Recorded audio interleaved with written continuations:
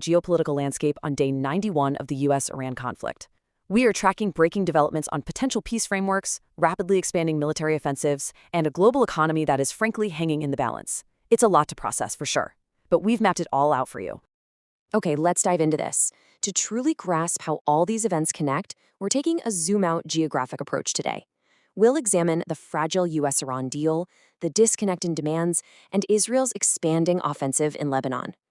Then we'll look at the severe human and economic toll, how global markets are reacting, and end on the ultimate leverage point, the Hormuz shipping choke point. Section 1. The fragile U.S.-Iran deal. The fragile agreement.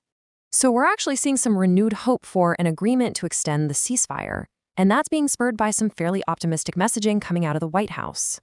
According to a recent Truth Social post from President Trump, who actually indicated he was right there in the Situation Room to make a final decision, we've got to look at the core components from the U.S. perspective. Basically, the U.S. wants to extend the ceasefire, lift the blockade on Iranian ships so they can head home, and see the Strait of Hormuz immediately opened up, completely free of any tolls. Crucially, though, the post also states Iran has to agree to never possess a nuclear weapon, and that enriched nuclear material, stuff buried underground from previous U.S. strikes, would have to be unearthed. But, keep in mind, this one-page text is just a memorandum of understanding. It's really just a first step meant to punt the larger, way more complex issues down the road. Section 2. The disconnect in demands. A diplomatic standoff. But here's the catch. A framework is only as solid as the trust between the two negotiating parties. And right now, that trust is virtually non-existent. The really crucial point here is the massive disconnect in what each side requires to actually move forward. It all comes down to sequencing. The U.S. is demanding immediate action from Iran, open the strait, and allow the U.S. and China to unearth that nuclear material under IAEA supervision. But on the flip side, the head of Iran's negotiating team has publicly drawn a hard line, stating they won't take a single action unless the U.S. takes the first step. Iran is demanding reciprocal action up front, specifically unfreezing $12 billion in assets and lifting sanctions before they even touch the American red lines. So it's a classic standoff. Who blinks first? Section 3. Israel expands Lebanon offensive. Israel expands ops. Now, while diplomats are haggling over who goes first, the reality on the ground is shifting fast. Despite a prior 45-day ceasefire framework that was agreed upon just a couple of weeks ago, Israeli Prime Minister Benjamin Netanyahu announced that Israeli forces have officially crossed the Litani River. That's a huge expansion of ground operations deep into southern Lebanon. And the tactical reasoning Israel cites for this is pretty fascinating and highly specific. They're aiming to push Hezbollah fighters about 30 kilometers north.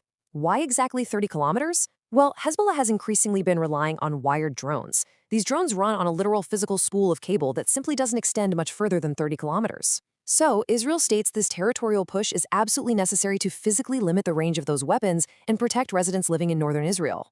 Section 4. The human economic toll, the cost of conflict.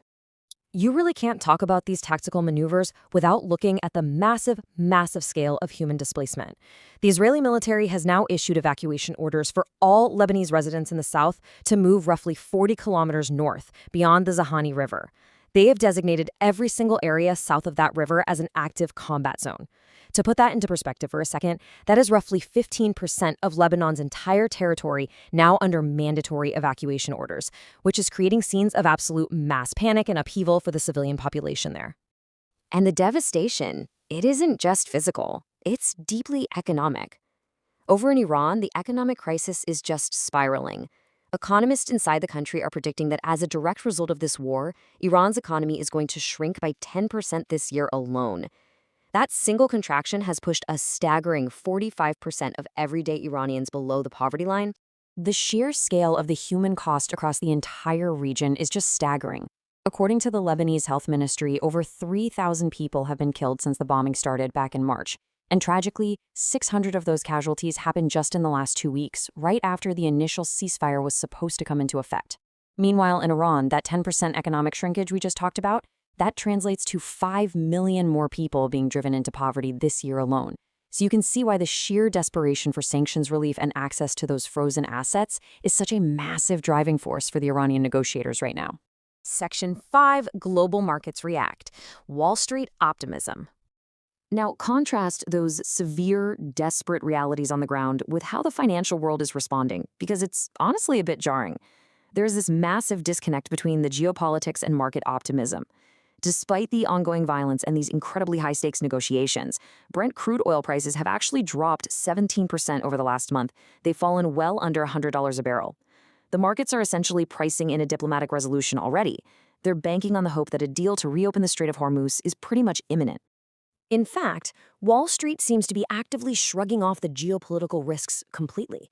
Instead of worrying about the fallout in the Middle East, investors are laser-focused on their usual bread and butter, corporate earnings, and the massive potential of the AI boom.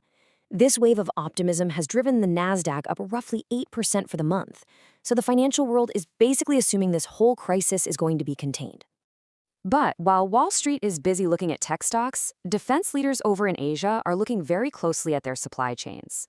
At the Shangri-La Dialogue, which is Asia's premier defense summit over in Singapore, the closure of the Strait of Hormuz is totally dominating the agenda. Asian economies rely incredibly heavily on energy supplies flowing through that exact choke point. With U.S. Defense Secretary Pete Hegseth slated to address the summit, regional players are really looking to the U.S. for solid maritime security assurances, especially as they're also trying to balance the rising influence of China in contested areas like the South China Sea.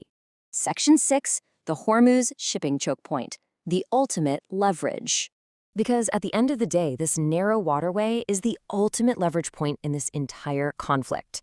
As BBC diplomatic correspondent James Landell soberly pointed out, Iran always had the implicit power to threaten the strait, but now it's explicit. They've successfully used military force to close one of the most vital shipping lanes on the entire planet. And crucially, the U.S. military was unable to prevent them from doing it. Iran has effectively played a very, very high card, and the rest of the world has just had to watch. So what is the actual reality of reopening the strait if this framework deal goes through? Well, returning to the status quo ante, where ships can just pass freely, is undoubtedly a huge win for the global economy, right? It allows fuel, fertilizers, and chemicals to flow again. However, the larger, much more dangerous nuclear issue is essentially being parked or deferred for future talks. And ultimately, even if politicians sign a piece of paper in Washington or Tehran today, the actual decision to navigate those potentially dangerous waters is going to fall squarely on the shoulders of civilian tanker captains and maritime insurers over in London. They're the ones who have to decide if the risk is truly gone. Which leaves us with this final, incredibly profound question to consider.